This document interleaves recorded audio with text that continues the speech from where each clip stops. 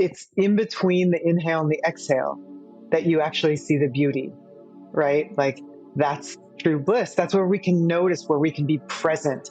And beauty to me is that combination. It's that combination. It's when we're able to be aware of our surroundings. Sometimes for me, that can be, and actually I can look behind me in the screen even and say that like where you see the architectural detail of the past and the clean line of the current moment is that, it's that meeting point. It's between the inhale and the exhale. That's where the beauty lies.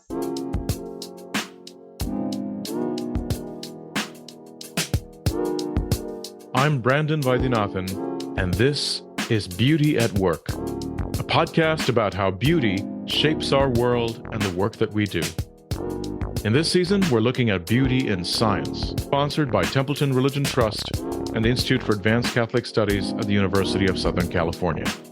More about them later in the show.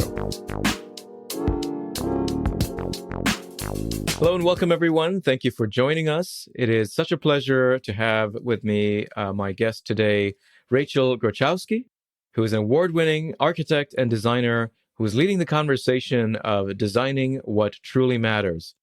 Rachael believes that design surpasses simply being beautiful. Design has the power to inspire a sense of calm, interconnectedness, presence, and gratitude, leading to the belief that design is spiritual. As an architect and designer, a traveler and seeker, and both a yoga student and teacher, Rachael's personal and professional mission has been to guide others towards environments that make them feel grounded in their histories and inspired to grow into their futures. Under Rachael's stewardship, her firm RHG Architecture and Design has built and designed award-winning residential, commercial, and hospitality projects that are each defined by a spiritual evolution of collective care.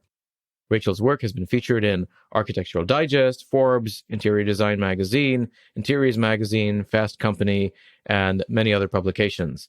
Rachael lives in Montclair, New Jersey with her 3 children. Rachael, it is such a pleasure to have you with us today. Thank you for joining us. Thank you so much. It's such an honor to be here and to talk about this topic.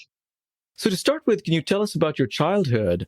Were you drawn to architecture at an early age? Did you find yourself particularly attentive to the role of space and of design? I love this question because, on a daily basis, I feel like people tell me that their children want to be architects or designers, and could I speak to their kids? Or they tell me that they themselves wanted to be an architect, but they never quite made it there. And, for me, it wasn't something that I really understood early on. I think I didn't even really know that that was a thing. I had uncles who were contractors, and my grandfather who was in the industry of development, but for whatever reason, that just wasn't part of my language. And so I was very artsy, and, I enjoyed the expression of, or the feeling maybe of what it felt like to create. I definitely was a crafter and all of those things. But it wasn't until I started traveling when I was maybe, in my late teens, maybe like late tweens. So I was maybe like 15. It was the first time that I went to Europe. And that was when I started to think about architecture, because I was now in a space where in some ways it felt like what I would describe now as a sacred place. Like now I might go to, South Dakota or to India or to Cuba and be in a place that it feels sacred, right? At the time when because of all of the generations of history, right? When I went to Europe, there was a similar essence because I hadn't experienced that in the United States, right? Like this understanding of architecture on the scale and longevity of generations of joy, of tears, of celebration. I mean, all of this that kind of the residual of those moments is left behind in the architecture of of a culture, of an environment. And I could feel that. I couldn't quite put it into words at the time, but that sat with me. And that's when I started to get interested in this idea of becoming an architect. Wonderful. Thank you. I was just in Italy, a few weeks ago, and what you're saying really resonates tremendously with this idea of the residual memory of places. And but what about the role of beauty? And that's one of the things that I'd love to hear your thoughts about. In your childhood, when you think of that word, what memories come to your mind? What do you associate that term with?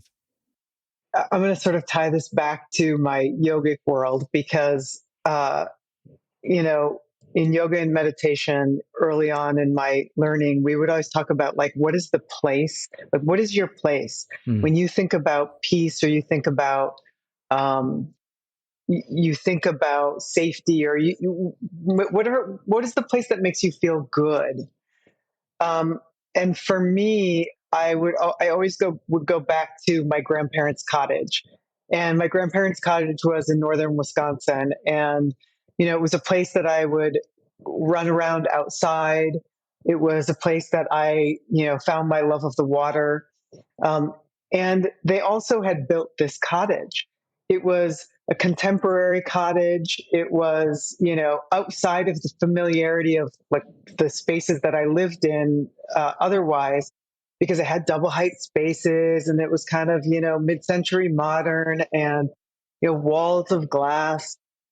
And it wasn't a big cottage, but it was a place that I felt like I was invited into noticing my surroundings in a way of which they changed um, the relationship of humans to each other, like the way that we as a family operated. And I started to see the beauty of architecture at that point. And I started to see beauty in, I guess, life, beauty in relationship, beauty in nature, beauty in, and all of these things, and I later I'm going to kind of jump around a little bit. So hopefully this makes sense. When I went to grad school, I integrated some of those pieces into what was ultimately my thesis project, which happened to be a retreat center for wellness. And some of the elements that like the double height space and the walls of glass and the relationship between nature, the built environment and nature, found their way into the architecture of that project.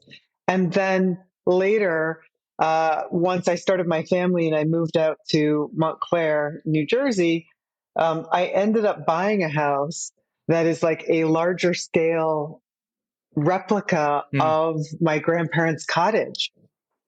And it was like recreating the beauty that I experienced as a child. So I was aware of that somehow, like within myself. It wasn't always very, top of mind, right? Yeah, like some of these things just unfold.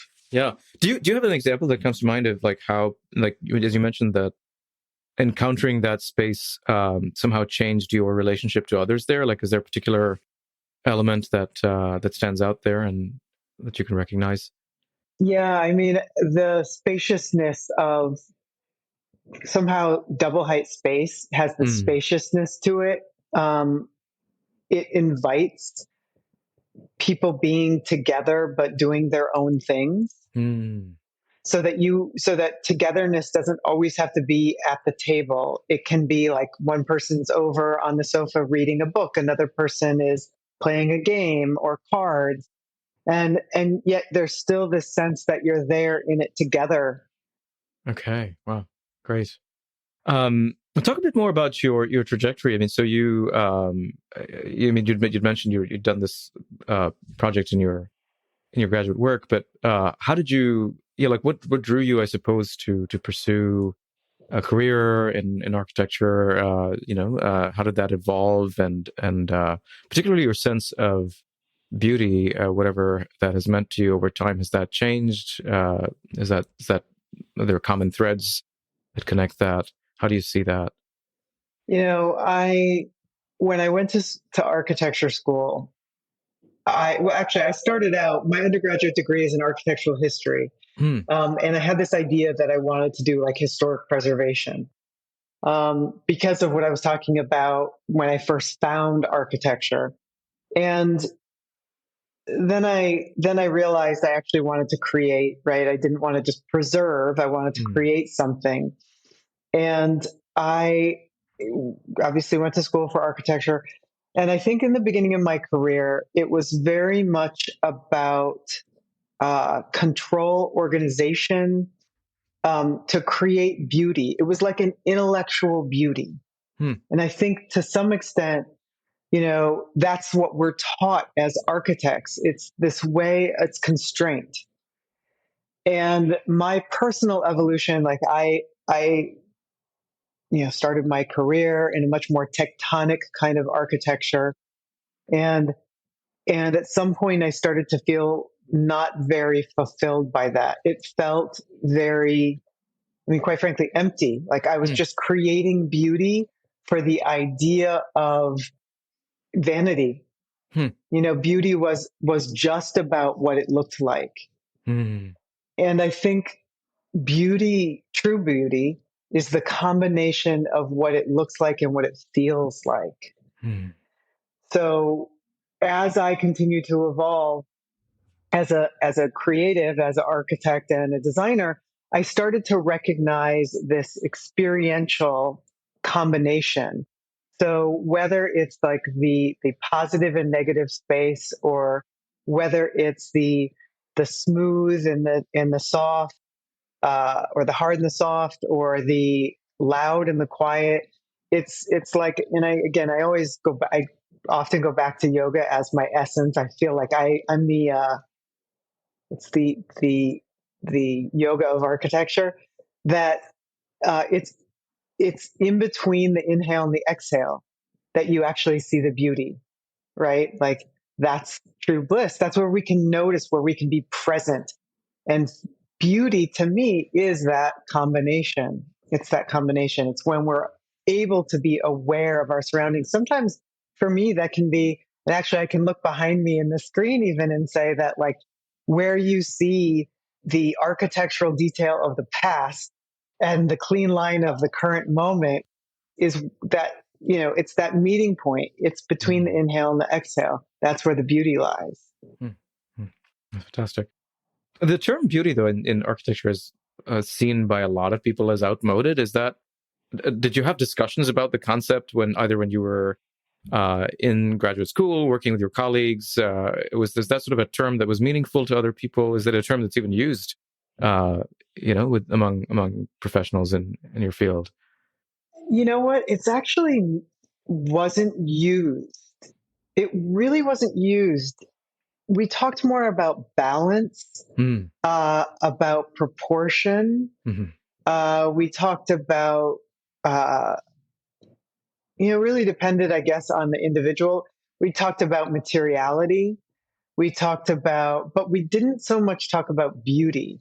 And maybe it's that we had other words, depending on what you were designing. Like, as an example, if you're designing uh, uh, a restaurant or a bar, hospitality space, you might be talking about, you want it to be sexy, or you want it to be spacious. But the word beauty becomes almost like not descriptive enough. Hmm. Like it's not, it's hard to define, right? I mean, that's what Right. we're talking about. It's hard to define, right? Hmm. And for everyone, it means something different.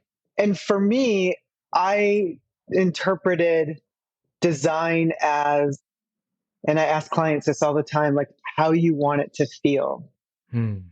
Because I came from architectural history, um, I would often kind of talk about, the energy of a building, again, like the energy that is in it, and how you create good energy. If you're building a new building, how do you create good energy? And if you're talking about an existing structure, how do you either retain the good energy, or if it's kind of been dissected, or I'll say disrespected over time, how do you open the energy back up so that it feels spacious and joyful? But it's really, to me, it's about like, how do you feel, how do you want to feel in the space? Yeah. Architecture, initially was about protecting us, Hmm. right? It was like a base need. And as architecture became something, more than that, it was about getting closer to, God or nature or however you interpret that word. And so to me, that's where the beauty came in. Yeah. Yeah. You're listening to Beauty at Work. This episode of the podcast is sponsored by Templeton Religion Trust as part of a grant on the aesthetic dimensions of science. Templeton Religion Trust supports projects as well as storytelling related to projects that seek to enrich the conversation about religion. To learn more about them, visit templetonreligiontrust.org. This episode is also sponsored by the Institute for Advanced Catholic Studies, a global research center located at the University of Southern California. IACS works to create dialogue, spark ideas, and sustain academic research on Catholic thought, creative imagination, and lived experience. Learn more at iacs.usc.edu. Take a moment to leave us a review. We'll talk more about spirituality and its role then in your evolution as an architect. And you mentioned yoga, but more generally, I'm curious to know how your own spiritual commitments and perspective has shaped the work you've done. To me, spirituality is very much about values and ethics. And when I look at architecture and design, I want to infuse it with that. So, truth, as an example, truth. I believe that when you have even small non-truths, they reside within you and they kind of fester. You might not be able to articulate that, but it doesn't feel good, right? If you tell a non-truth. And in design, the beauty is the truth of the material. So I like to invite people into the recognition, for example, even if you're talking about a kitchen countertop, which is, of natural stone. And the truth is, this is real stone that took thousands of years to be created. And the colors and the texture came from this energy that we have no control over. And so now it's our reverence for this material. It's that is given back to us or given to us as a gift. And so when we start to ritualize and revere that which surrounds us, there's a spiritual nature to it. There's a spiritual nature to living. There's a spiritual ritualistic quality to the experiences that we have with our built environment. And to me, that again goes back to beauty. Like that's the beauty of life, right? And then there's the other layer, which is about, I talked about nature and how nature, the collaboration of nature and the built environment, but also humanity. Like I often talk about, it's like the best way to say it is the community of individuals who come together in unity, in collaboration to create our built environment. And there's an honoring, there's a sustainability, there's a gift of not just their labor, but their love in order to create the spaces that we are in. And to me, that's very spiritual. It's about humanity and how we're interrelated. Right. Yeah, and I suppose you'd even mentioned, from your early experience of how you were able to recognize the effect of space in connecting us to each other, right, and shaping our relationship to each other and to nature. I think that's really is important. You'd also mentioned in your work how the design can lead to a sense of calm and it can shape our sense of well-being. What have you found in your practice about the relationship between space and wellness? There's so many sort of small elements that I like to bring into a project. It's usually a connection with nature through large windows, through framed views out to maybe a tree or a specific mountainscape, or sometimes even your neighbor's garden. Mm. So it's definitely the connection between inside and outside. We spend 90% of our time inside, and this connection, like we are nature. So that's important. That's about our wellness. That starts to help our parasympathetic nervous system be activated. So that's where we start to feel more calm. And again, it's bringing in its materials, as I was mentioning, with the countertops, expressing the wood in the grain of the wood. It's talking about the history, and it's the textures. Again, using natural fibers, natural materials. These are all things that can help us feel grounded, and when we feel grounded, we have this ability to exhale. So again, it's our parasympathetic nervous system. Our shoulders relax, our mind starts to clear. And that's when we can truly enjoy our lives, when we can actually connect with others, when we can actually connect with ourselves. It's always about returning home. Mm. And, we can see what we're grateful for. In design, there's this other piece of it, which is creating, I say a lot that if everything is beautiful, then nothing is beautiful. Uh-huh. So it's like the overabundance can sometimes put us into this place where we actually can't see what is beautiful. So when I'm designing, maybe there is, a beautiful piece of art on the wall and the furniture is really simple, or maybe, there's a confined kind of lower ceiling kind of area that opens up into this expansive space, because it's that moment. It's like that transition moment where you're like, it makes me think about, when the sun rises and you don't realize, you wake up and you look out the window and the sun is rising, and you exclaim without even thinking, like, that's beautiful. That's what we're trying to do in design. Right. Yeah, no, a lot of ideas came to my mind as you were talking. One of the things, I've been studying scientists for a long time now, and a lot of them work in dark, dingy labs, and the effect on well-being, they're pretty aware, is pretty horrible. No access to natural light and green spaces and so on. Do you have any suggestions for people who are stuck in those sorts of environments about what can one do in terms of design when you really can't cut a window through a basement wall, but are there ways in which you can modify space in that sort of highly technological environment that could improve your sense of well-being? For sure. The first thing that comes to mind is art. Art of sunsets, art of nature. And I don't know why this popped up over the weekend, but my 15-year-old had asked for this little light for Christmas, and it was like, it looked like it was the sun. It's just like a little circle of light, and you can use things like this anywhere. Or I have another lamp in my house that looks like the moon, and when I turn that on, it's just soothing. So there's these little nodes or little hints towards nature that can be brought in, and just as a reminder that it exists. In a lab, obviously you can't bring in plants and things like that. Like, that's what I think about, as another element that, at least in an office, really helps remind us.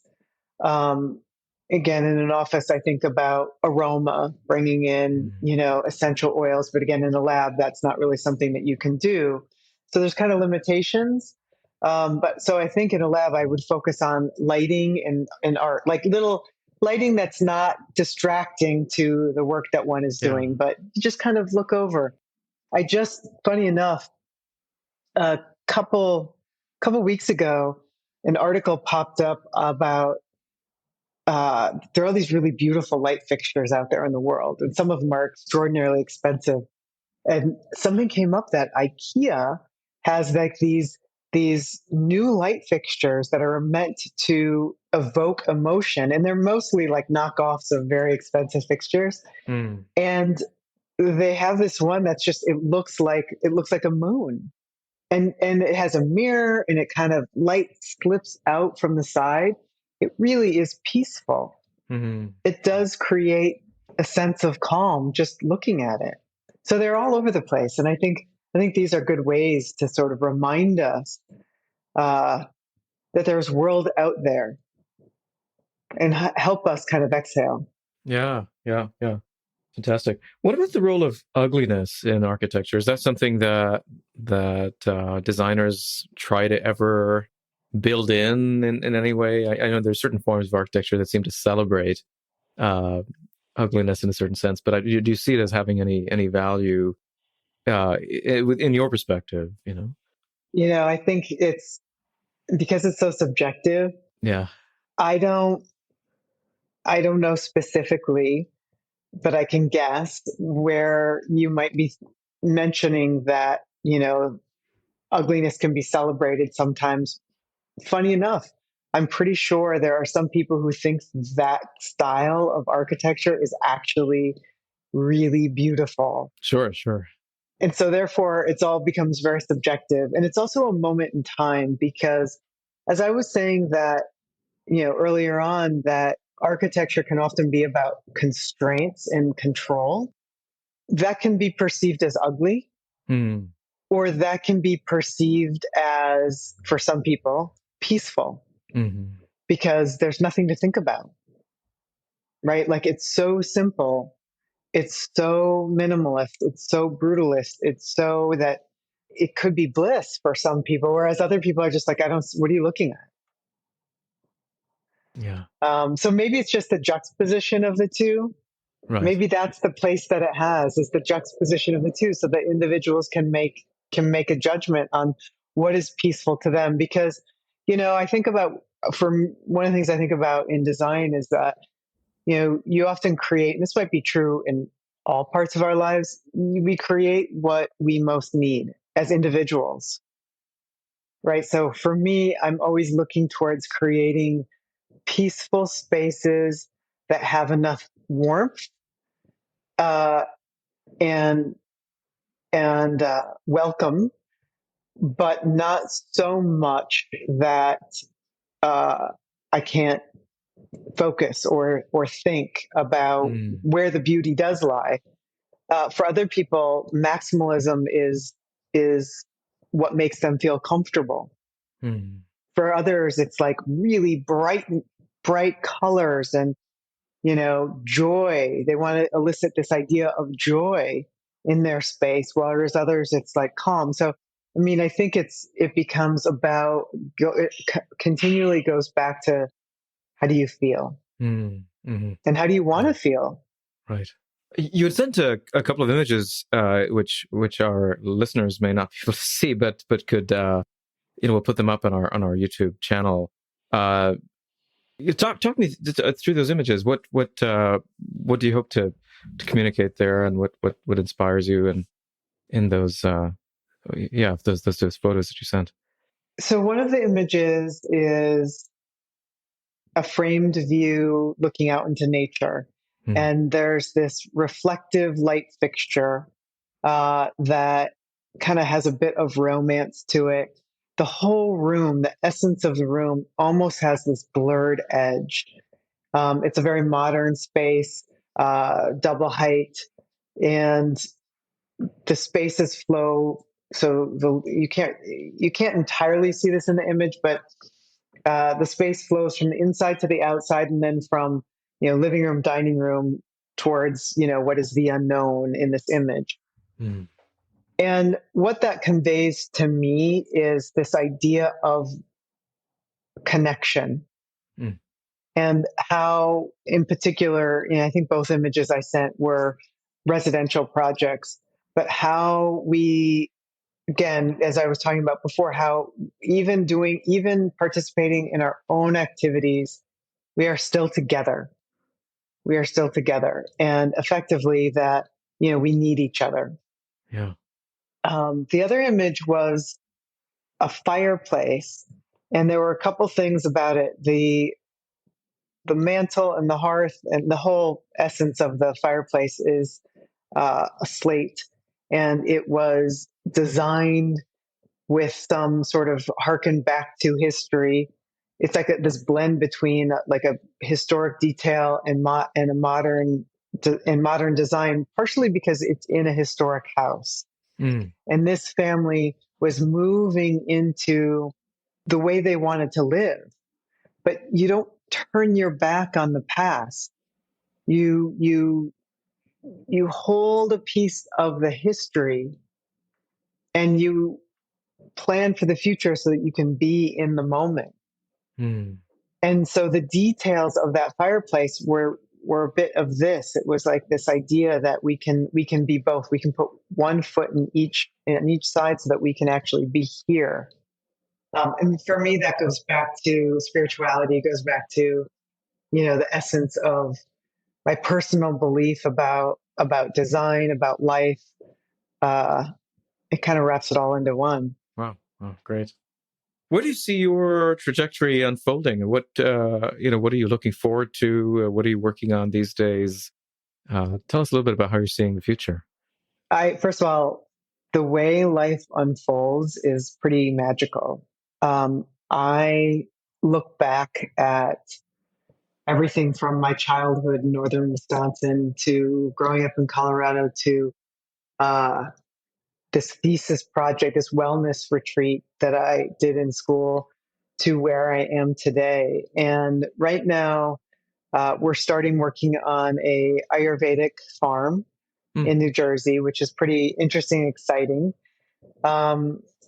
Obviously talking about regenerative farming and utilizing the historic buildings, farm buildings, and turning them into spaces where what's being grown can actually, be infused with ceremony. Mm. We're also in the process of talking with somebody about a workforce equitable multifamily development where the idea is that wellness is for everyone, and it's embedded into the community in a way that not just the wealthy can experience this. So that's really beautiful to me. And we're also working on a number of cannabis dispensaries where we're talking about plant medicine as a way for people to heal, which is also really exciting and interesting. And these are all things that, for me, my roots being in growing up and I didn't grow up in the northern part of Wisconsin. It's like my life has been all over the place. But this idea that we're all in this together, we can create spaces and places that will nurture all of humanity are the types of projects that I want to do. That's where I feel like my true value, my true authenticity can continue through the projects. We've got lots of different types of projects. Even when I talk about residential projects, people ask me how I moved into residential. It was really about how that can change a relationship in a family. I had one couple tell me that we started working on their house and they had the top floor of the house to themselves. They each had separate bathrooms. This seems like a really ridiculous thing to tell you, but they ended up joining the bathrooms, right? So they had separate bathrooms. They joined the bathrooms. They were kind of like, oh, like, I don't know, he's messy, she's not, or vice versa, whatever it was. Anyway, fast forward to the built environment 6 months down the road, and they said to me, we've never spoken to each other more than we do now that we share a bathroom. Like, that was the only time as a very busy family that they had together alone, and it changed their relationship. We're working on projects that, we're focusing on creating community and wellness and equity. Wow. Wow, that's fantastic. I mean, one of the things I've been thinking about lately is the relationship between beauty and hope. And I wonder if you might be able to comment, because I think it's tied to these themes. I think how can our use of space shape our sense of hope, and particularly in environments that increasingly are more anxiety ridden and conflictual. Yeah, it's a great question. I was thinking about this actually over the weekend, and it again it goes back to the pause. Like we can only feel hopeful, optimistic when we are calm or when we can breathe, right? Mm. And and so design, there's two spaces, and then through community, right? So design that supports community, supports coming together, and supports being present, can allow us to remember hope. I think we're intuitively hopeful. Mm-hmm. I think it's just that well, maybe not. I'd like to believe we're intuitively hopeful. But I think when we get caught up into the daily activities, we're unable to see that hope. Mm-hmm. And so it's those spaces that invite us into the present moment. Yeah, yeah. Do you find personally any obstacles to encountering beauty in your work? Any challenges and ways to perhaps overcome those challenges, or challenges that you're still trying to figure out ways to overcome? Challenges, sure. I mean, one would be trust. Hmm.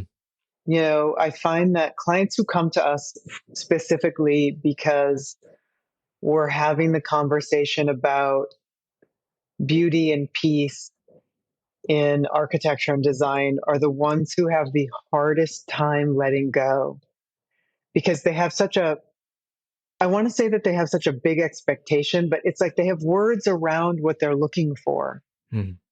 And so the fear that they're not going to get there can sometimes be a barrier to getting there. Whereas clients who come to us who don't always realize what their goal is, like maybe their goal is just to have a fresh start. It's like their goal is to have, um, a new kitchen, or to feel like it's new, or a new restaurant, or whatever it is, a new movie theater. Like they don't, they're just, I just want it to be new, right? Huh.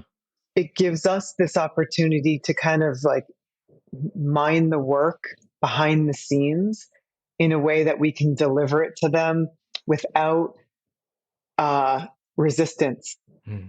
And the end result is often, wow, like I didn't realize my life could feel like this. I didn't realize that, every time I was going to walk into my home or walk into the restaurant, I was going to feel this peace. We did this spa. I guess we finished it about a year and a half ago. And even still, the client posts on social media all the time. It still feels fresh every time I come in. It Huh. feels like peace every time I walk in the space. It feels like joy. It feels like beauty. It feels like it still elicits this sensation every time she goes into the space. She couldn't articulate what she was looking for, but that was just like what we delivered up. Hmm. But there was a lot of trust there. So that's a big barrier at times. People get attaching to what they think they want and not being able to like let it unfold. Because I mean, Hmm. ultimately, that is life, right? And that's design too. That is how we get to beauty, is kind of being the witness, Uh-huh. right? It's the witness of how it unfolds.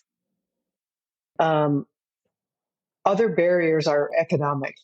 What do you do in those cases with trust? I mean, how do you help somebody build that trust, or is that something that just depends on the person? Like if someone is really locked into a particular ideal, it's really, that just remains a struggle, or are there ways in which you find that you can enable somebody to trust?